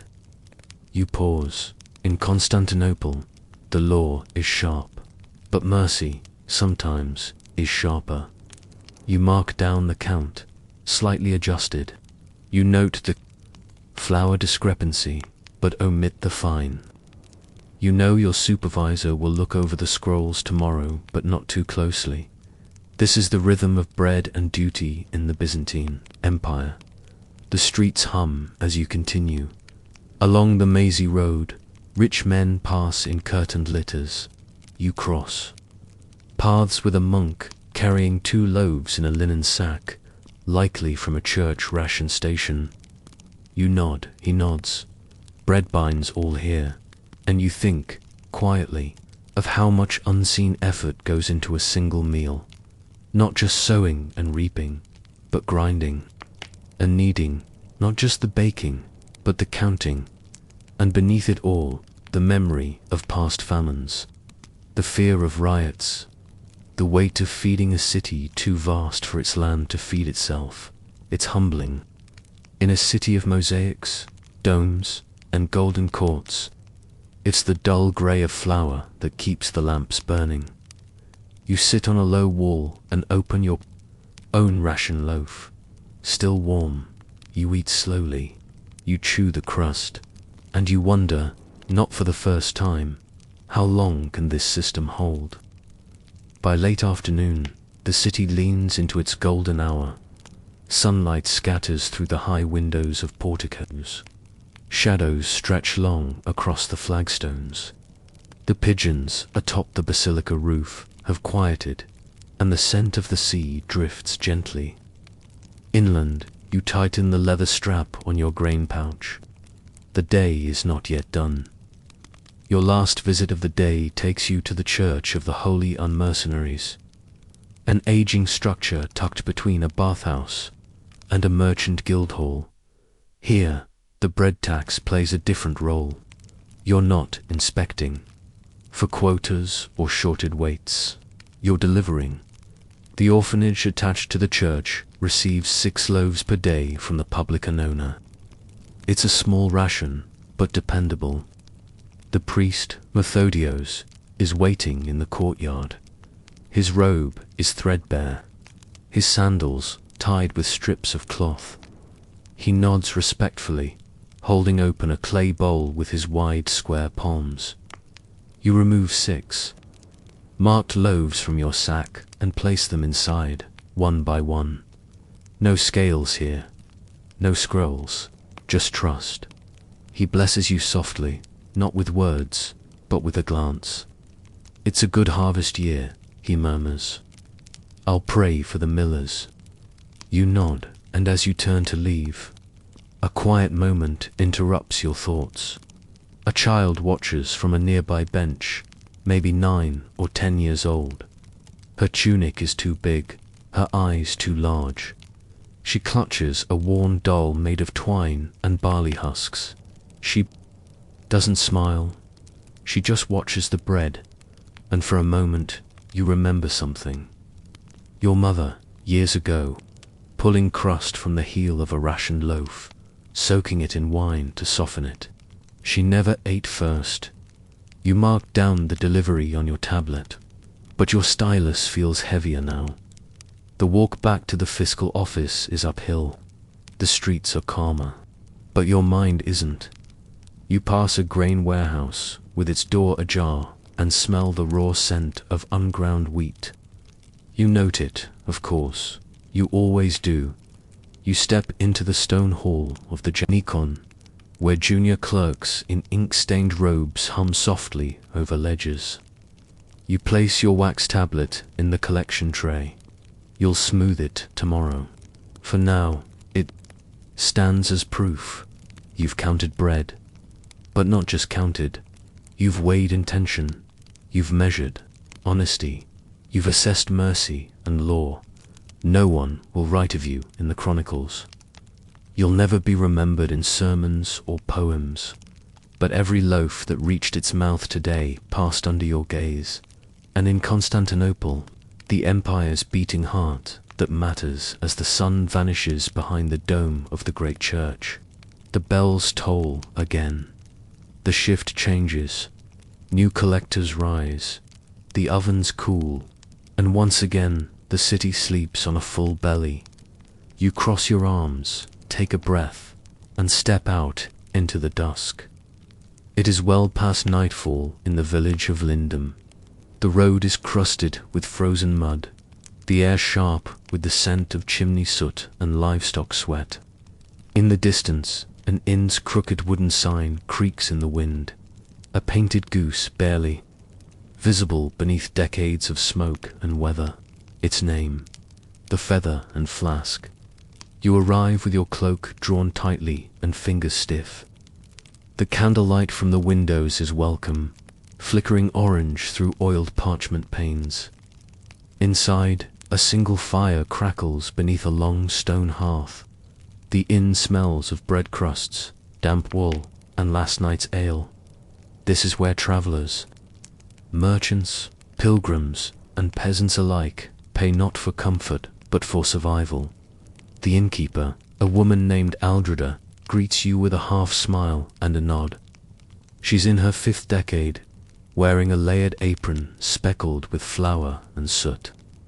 You hand over 3 farthings and receive a lump of dark bread, a wooden bowl of something vaguely stool-like, and the right to sleep in the loft with a dozen others.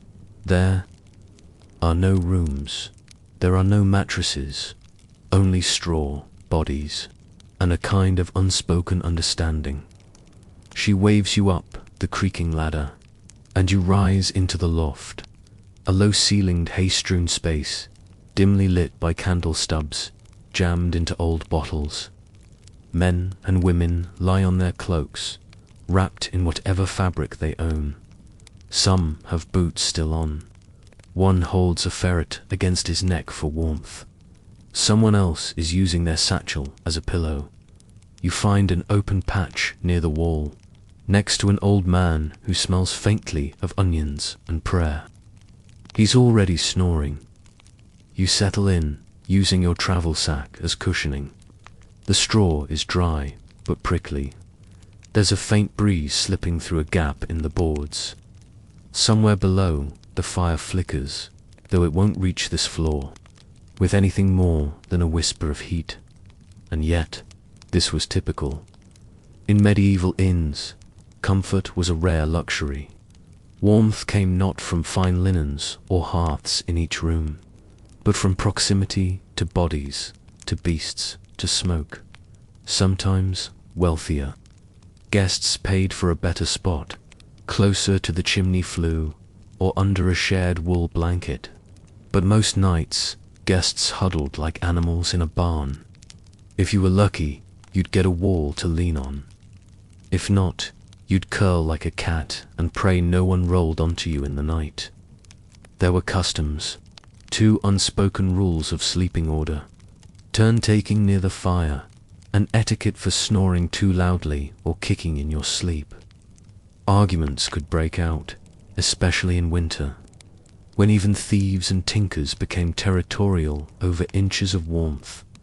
As you close your eyes, you think of the absurdity of it. A dozen strangers from every walk of life, jammed together like spoons in a drawer, unified by one shared purpose: escaping the cold.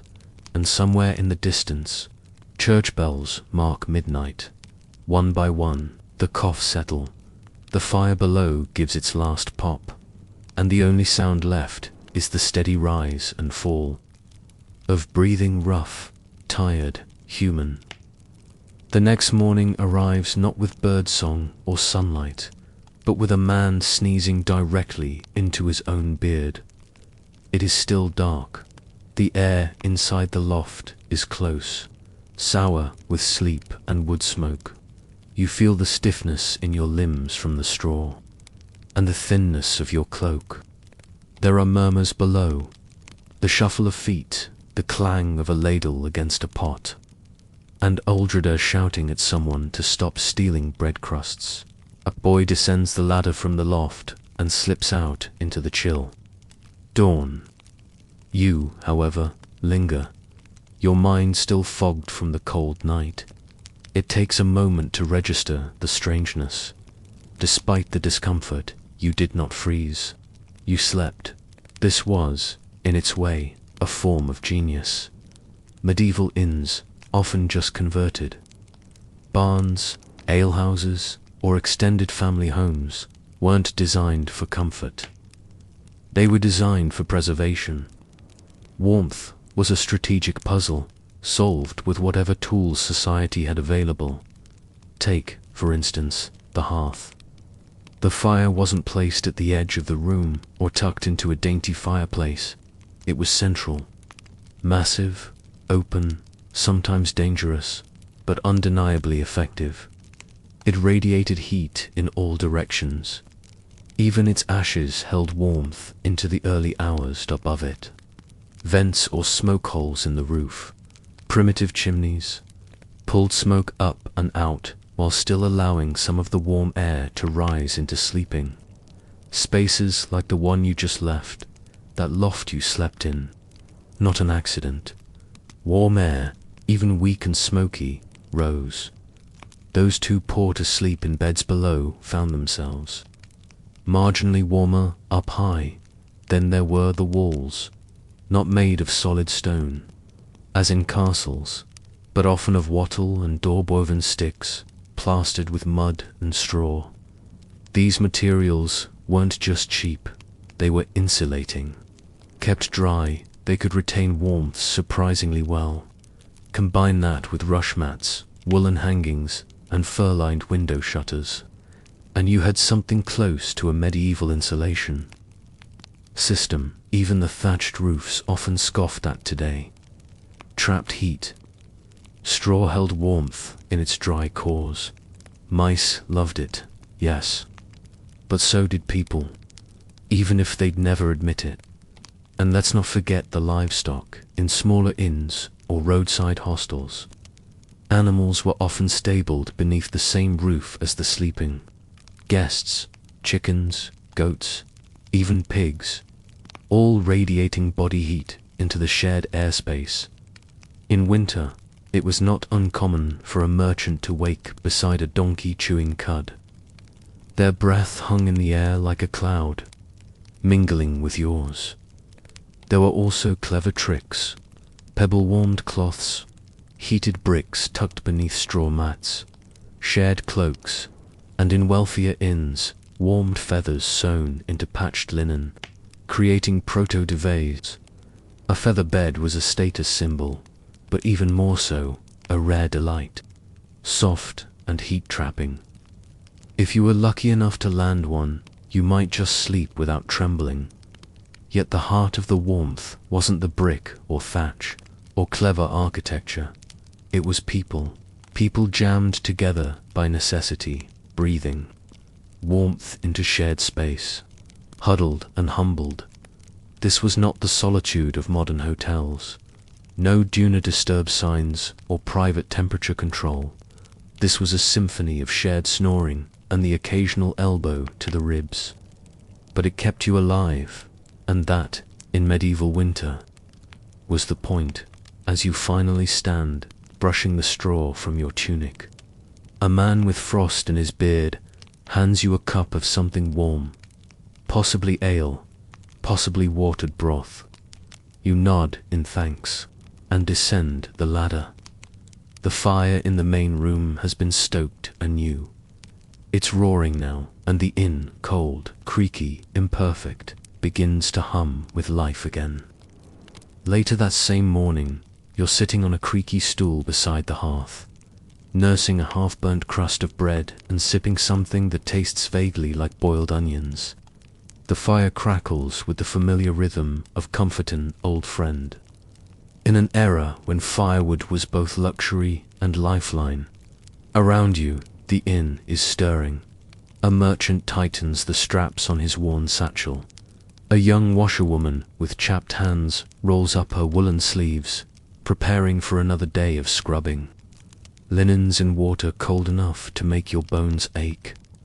And by the door, Aldrida haggles with a passing wool seller, offering a warm bowl of stew in exchange for a basket of fraying scraps. It's not just barter, it's strategy. In places like this, warmth was currency, not gold, not silver, but proximity, materials, kindness, warmth. During harsh winters, innkeepers like Aldrida learned to stretch every ember. She saved the thickest wool scraps to line the walls near the hearth. She knew which guests to place nearest the fire, the elderly, the weak, the ones who tipped well and who to stack in layers by the door. Those at the very edge, closest to the cold wind, might wake with frost on their coeloax. It wasn't cruel, it was calculus, a bitter kind. Inns sometimes even charged different rates, not by room, but by distance from the fire, closer to the flames. A few extra farthings. Sleep in the loft near the chimney smoke. Slight discount. Sleep in the stables with the oxen, cheapest of all, and sometimes the warmest. In fact, some travelers preferred the animals.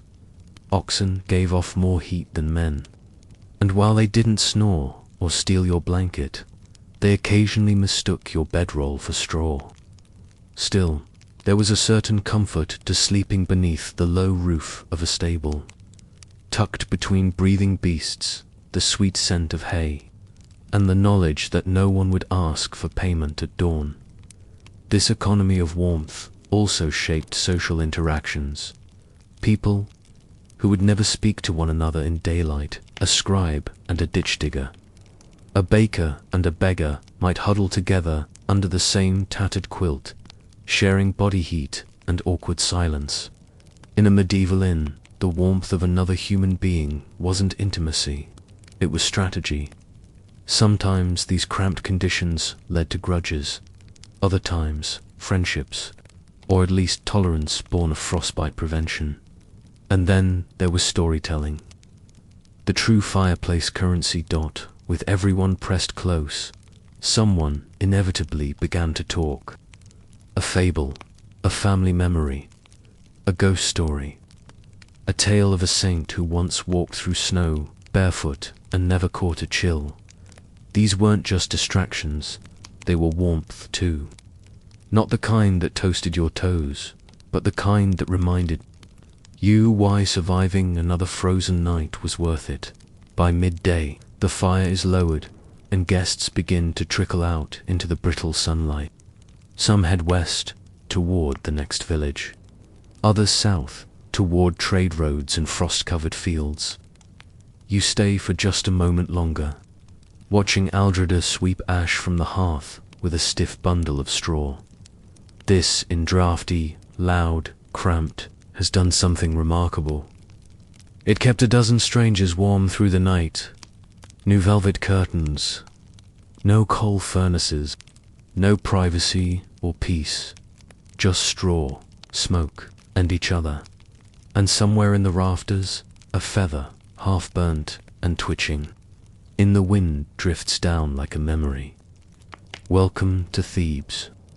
The year is somewhere around 1400 BCE, are lying on your back inside a clay brick room. The walls cool to the touch, lit only by the flickering amber of an oil lamp shaped like a lotus. Outside, the Nile breathes its lazy rhythm, the reeds rustle like a lullaby, and under your neck, rather curiously, is not a pillow, it's a headrest. A crescent-shaped piece of carved wood or alabaster, balancing your skull like an egg in a shallow spoon. It seems terribly uncomfortable at first, but then again, you're not used to sleeping like a noble in ancient Egypt. In fact, to them, this wasn't just a sleeping aid, it was a portal. The ancient Egyptians believed that sleep was a journey, and that dreams were the terrain you crossed in your nightly passage through the spirit world. The headrest, often inscribed with spells, or adorned with protective deities like Bas or Tauret, wasn't there to cushion you. It was there to guard your dreams. These sleep tools were meticulously designed.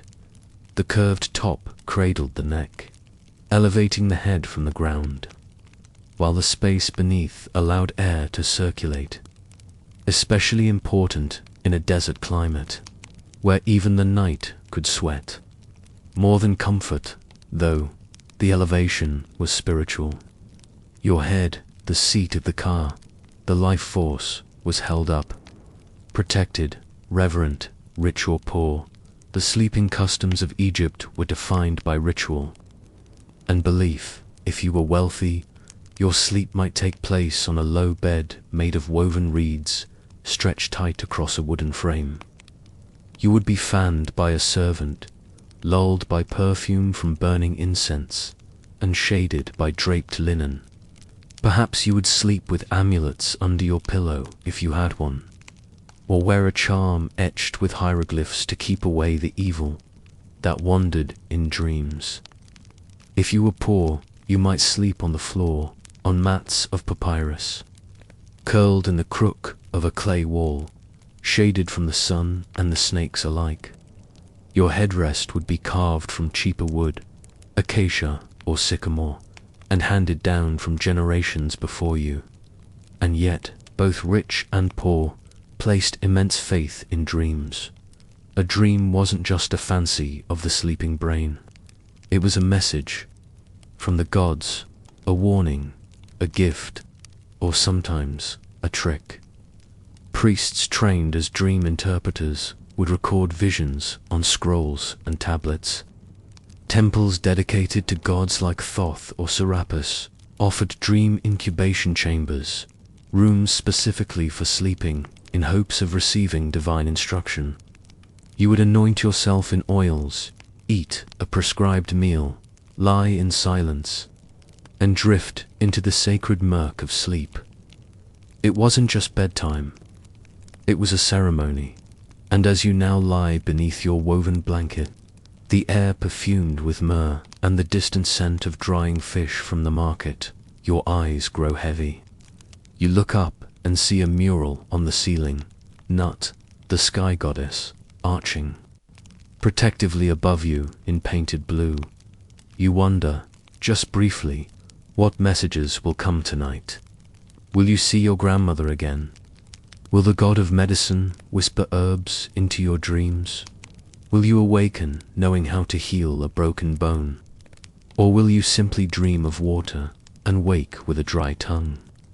Outside, a breeze sighs through the shutters. Inside, your head balances, not in luxury, but in belief, and sleep begins. The sun has risen over Thebes. You've awakened with the soft creak of linen shifting over your body and the faint scent of last night's incense still clinging to the air.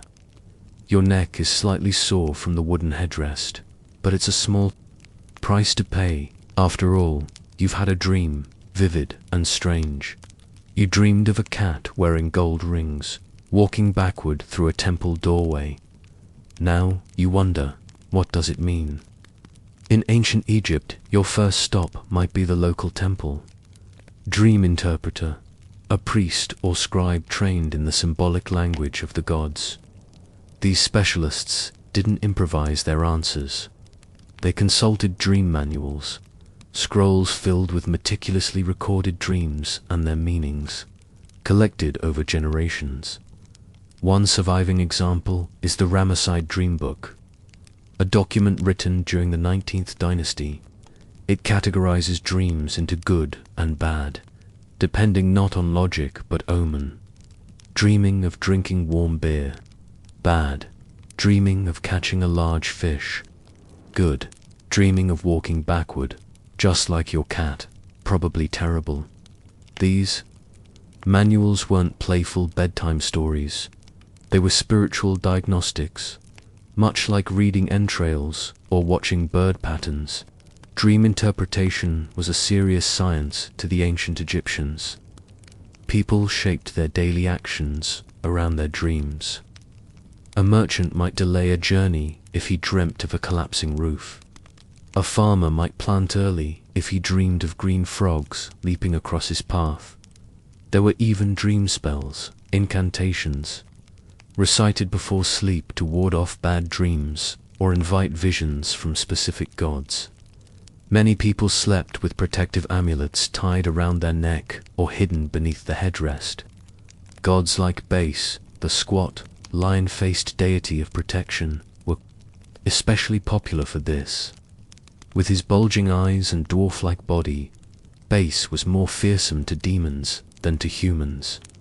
He guarded sleepers, pregnant women, and children, anyone vulnerable while unconscious. The Egyptians also believed in true dreams, divine messages sent from higher powers. These were rare and usually visited on people of importance, priests, scribes, or pharaohs. These dreams often foretold great victories, personal disasters, or royal births. Pharaoh Thutmose IV famously claimed his throne because of a dream. He said the Sphinx spoke to him while he napped in its shadow, promising kingship if he cleared the sand from its pores. And so he did. But the line between dreams and nightmares was perilously thin. Bad dreams, especially recurring ones, were seen as more than just imagination. They were spiritual disturbances, often caused by unresolved sins, wandering spirits, or offended gods. To counteract these, people sought healing in sleep temples, sacred places where worshippers would sleep overnight in the hope of divine diagnosis and cure. Inside these sanctuaries, The process was ritualized. You'd begin with a ritual bath. You'd change into clean linens. Drink a special herbal concoction, perhaps with poppy or blue lotus, and sleep on a consecrated mat or bench. Priests stood by to monitor your dreams. In the morning, your dreams were analyzed. If the god appeared, their presence was taken seriously. If not, you returned for another night. Sometimes you dreamt nothing, and sometimes what you dreamt would alter the course of your life. Back in your clay-walled room, the cat from your dream pads, across the floor, tail twitching. It pauses at the door, glances over its shoulder at you, and vanishes into the light. Was it a coincidence, or a message? You glance at your headrest again, so simple, so worn, yet inscribed with hieroglyphs too faint to read in this light, and, for just a moment, you wonder if sleep in ancient Egypt wasn't just rest, but a conversation between the living and the divine, the mortal and the mysterious.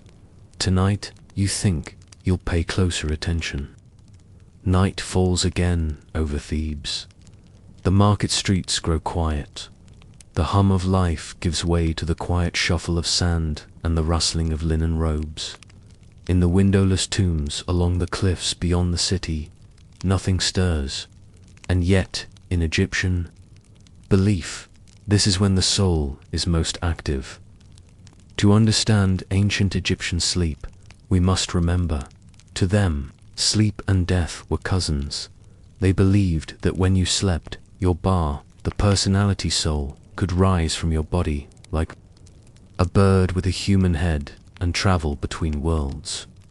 It might visit ancestors, gods, or strange lands, but it would return by morning if all went well. This is why headrests were also placed in tombs, not to comfort a corpse, but to help the spirit navigate the dreamlike terrain of the afterlife.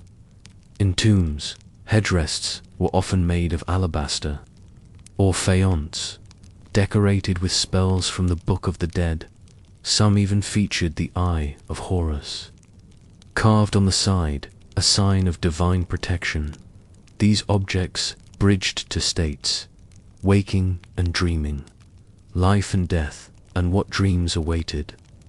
The dead, their dreams were eternal journeys through the caverns of the Duat, past gates guarded by serpents, toward judgment before Osiris.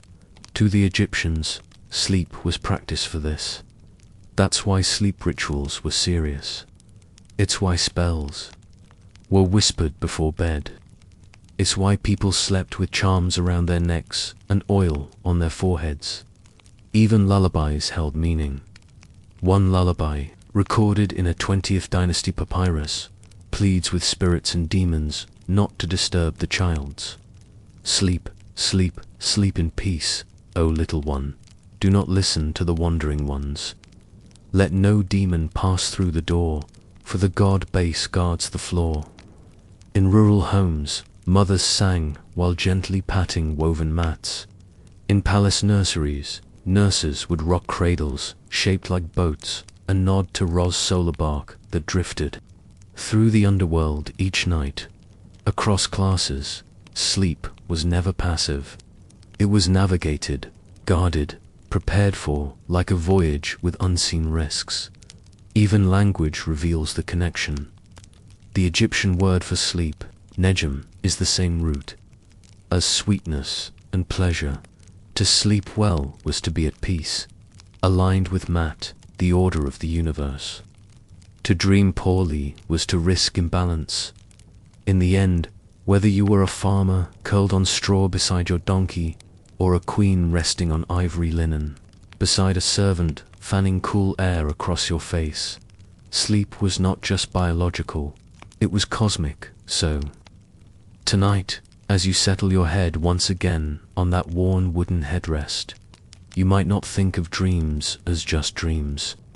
You might think of them as whispers from the gods, portals to another realm, or footsteps on the path your ancestors once walked. Sleep well, dream safely, and know this, even 3,000 years ago, humans laid awake wondering what might come when their eyes finally closed. Before we begin, take a moment to get cozy, dim the lights, let your breath slow, and while you settle in, tell me in the comments, where in the world are you listening from, and what time is it? I love knowing when and where you're drifting off to these strange little stories from the past. If you're enjoying these sleepy tales, remember to like and subscribe. It helps this tiny channel float down the Nile of the algorithm. Now then, let's drift back to Babylon. It's a dry morning in the city of Isin, a satellite town near the center of Babylonian trade. You are not a priest, or a scribe, or a soldier. You are a soap maker, and your tiny mud brick workshop smells intense, not unpleasant, not quite, but sharp, earthy, and a little like old goat, fat boiled with chalk and ash, because that's exactly what it is. Your day begins before sunrise, before the clay jars have cooled from the night's work. You stir through a heavy pot with a carved wooden paddle, watching fat and lye turn slowly into something thicker. The neighbors think you're a bit strange. After all, you're a person who makes oil foam. And in ancient Mesopotamia, this is considered practically alchemical. Soap, to your customers, is still something halfway between a medicine and a blessing. The Babylonians knew about hygiene. They had public baths, running water channels, and even simple sewage systems. But actual soap, the kind that bubbles when wet, was rare and precious. The recipe is equal parts trial and accident. You boil together ashes from desert plants like barilla or palm fronds, goat fat and water. Then wait, let it separate. Scrape off the creamy layer that forms. Test it, sniff it. Try not to get burned. You weren't the first to try this strange alchemy. Tablets from 2800 BCE in Sumer describe a substance for washing wool, a mix of alkaline salts and oils. And by 2200 BCE, a tablet from the city of Ebla references a soap-like recipe used for healing skin diseases. But your version is refined, local, earthy. It's not just for wool or rashes. It's for skin. It's luxury. There is no word yet for soap as we know it. The Akkadian phrase is something like tulab, lumnu, a cleanser of uncleanliness. Not exactly poetic, but descriptive. Your wealthier clients like to imagine your product is imbued with mashmashu, the sacred purity of temple rites. So, you sometimes add herbs, crushed cedar leaves, coriander, or dried myrrh, whatever the traders bring through the city gate that week. But most of your customers are practical folk, priests who must wash before temple rites, midwives who clean after messy births, and upper-class wives who like to scrub elbows and feet before donning linen robes. And in this, your daily labor is deceptively holy. Because in Babylon, cleanliness wasn't just health, it was moral. Dirt attracted demons. Illness was often considered a punishment for spiritual impurity. And your little workshop, filled with clay pots and dried herbs and dark soap bricks wrapped in linen, is part apothecary, part temple annex. You wipe your brow with the back of your wrist, careful not to touch your eyes with the soapy hand. The sun rises higher. Soon a merchant will arrive, wanting a larger batch, perhaps to resell downriver near Yor, or perhaps for the palace baths, where the king himself is said to enjoy a good scrub, scented with frankincense. You smile, because you know something few people do, that even the mighty King Hammurabi, with his carved laws and iron judgments, probably had to squat on a clay bench and scrub his feet like everyone else. The only difference, his soap smelled like cinnamon. And yours smells like history. The sun rises fully now, casting long shadows on the courtyard walls. Your soap bricks are set in a row, like loaves, cooling after the oven, rough, dense, and slightly sticky in the heat. You've carved a maker's mark on the bottom of each one, a personal sigil pressed with a dull bronze stamp. Not because of pride, but because it's required, you see. Babylonian trades were strictly regulated, and even a soap maker like you was subject to the rule of law, particularly the famous Code of Hammurabi, according to the ancient records. If you sold inferior soap, or if your concoction caused a rash, or didn't do what you claimed, you could be fined, whipped, or even lose your license to trade. Your soap isn't just a craft, it's a contract, a promise wrapped in linen. There are scribes who keep track of your payments, clay receipts inscribed with reed styluses and baked to permanence. The merchant who just left scribbled a note into a tablet, signed it with a thumbprint, and gave you half a handful of barley as a deposit. Coinage isn't quite in full use yet. Most of your economy runs on grain, labor, and goods. You stash the barley in a woven jar. Later, you'll exchange it with the baker for fresh flatbread, or use it to pay the temple for firewood. Ashes for your lie need a steady source of fuel, and the temple priests, with their huge storehouses, are happy to sell. Occasionally, they ask for payment in soap itself. Especially now, it's the time of year for the New Year festival, Akit, when ritual purification is at its peak. The temple staff require cleansing not just of the body, but of the sacred tools, floors, and statues. That means a rush of orders for your product. You smile wearily. Good business. Long hours dot outside. Children run barefoot down the street, scattering chickens and mutts. You hear a woman shout something about lice and ashes. A neighbor waves at you from her balcony, asking if your next batch will include juniper berries. Again, the last one made my elbows smell like wine. She teases. You shrug and nod inside. Your apprentice, a wiry boy of about 11, with a constant cough, is grinding dried herbs on a flat basalt stone. You watch him for a moment, wondering if he'll someday inherit the trade.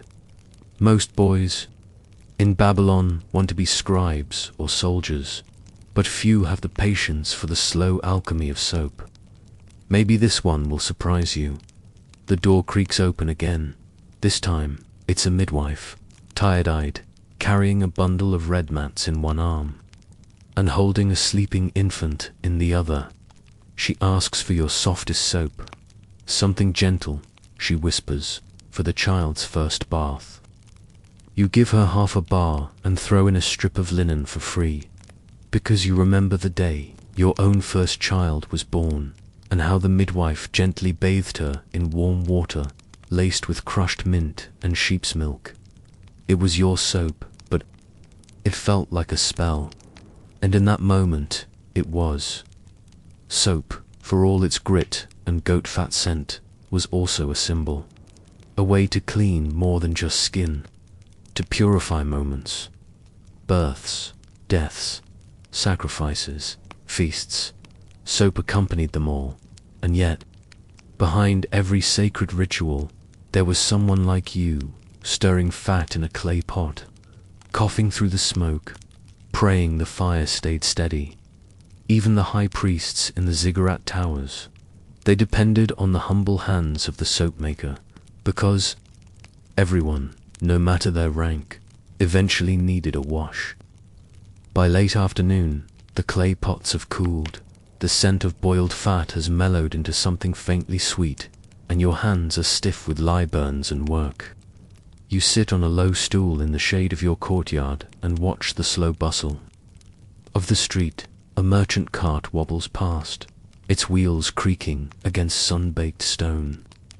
2 temple novices walk by, sandals kicking up dust. carrying baskets of palm wine and ritual cloths. A dog barks somewhere, bored and hoarse. A clay jar cracks in the sun. You close your eyes for a moment, and when you open them again, your mind drifts toward death. Not your own, not yet, but the role your soap plays when someone passes. For in Babylon, as in many ancient cultures, death was not simply the end. It was a ceremony, a passage. And one of the first steps of that passage was cleansing. You've been summoned more than once to provide soap for the dead. It's not morbid, exactly, just part of the cycle. The priest will chant over the body while the family weeps, and someone, usually a cousin or elderly aunt, will wash the deceased with scented water and soft cloths. Your soap, especially the scented kind, is preferred for this, gentle, fragrant, quiet in its purpose. And it doesn't stop there. The temples, too, cleanse their statues weekly. The great stone gods, Ishtar with her lion, Marduk with his dragon, are ritually bathed as if they, too, were mortal. Because even gods collect dust. Even immortals need a little soap now and then. Strangely enough, some of the soap you made 2 years ago may still be in use. Not in a jar, not on a shelf, but buried, deep beneath a floor in a tomb, or tucked into a linen bundle beside a noble woman's body. Archaeologists, thousands of years later, will crack open those tombs and find hardened lumps of brownish material. Some will still carry the faint scent of ash or herbs. They'll puzzle over them, analyze their chemical makeup, and realize it was soap, your soap, unremarkable, homemade, sacred, even your maker's stamp. That simple sigil you press into each batch might one day sit in a museum display. Unknown Babylonian soap, artisan, the plaque might read, and some wide-eyed child on a school field trip will stare at your work, never guessing that you once grumbled about burnt goat fat or squabbled with midwives over how much lather was enough. It's humbling. You pick up a finished bar, this one a bit lopsided, and hold it to your nose. It smells of ash, sweat, rosemary, and thyme.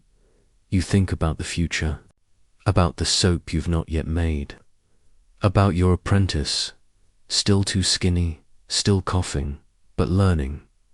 Maybe he'll stay. Maybe he'll pass on the recipe, flawed and perfect, to someone else. And maybe your lumpy bars of Babylonian soap will outlive empires, because long after the kings fall, and the temples crumble, and the rivers shift their course, someone, somewhere, will still want to be clean. And that's where your story lives, in the small, slippery details of a life well scrubbed. And there we have it, another quiet chapter from the dusty shelves of history, where even the smallest trades and forgotten routines leave behind echoes that stretch across time. If this story helped you relax, unwind, or simply drift a little closer to sleep, I'd love to have you join me for more.